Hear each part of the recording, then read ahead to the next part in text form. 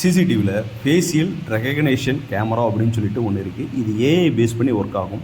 அதாவது உங்களோட office room ஒன்று இருக்குது. அந்த ஆஃபீஸில் என்னென்ன ஸ்டாஃப்ஸ் வரணும், எந்தெந்த ரூமில் எந்தெந்த ஸ்டாஃப்ஸ் போகக்கூடாது அப்படின்றத நீங்கள் ரெஸ்ட்ரிக்ட் பண்ணலாம்.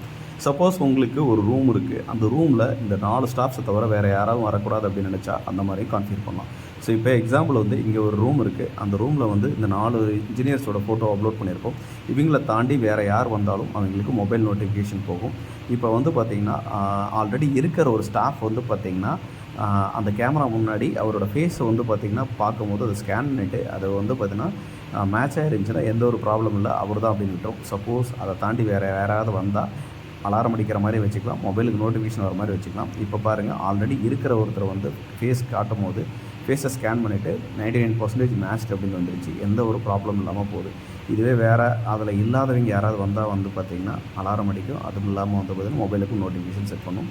ஸோ இந்த மாதிரி நம்மளோட ப்ரைவேட் ஏரியாஸ் ரெஸ்ட்ரிக்ட் பண்ணிக்கலாம், கஸ்டமைஸும் பண்ணிக்கலாம் ஏஐ பேஸ்டு கேமராஸ் மூலிமா. தேங்க்யூ.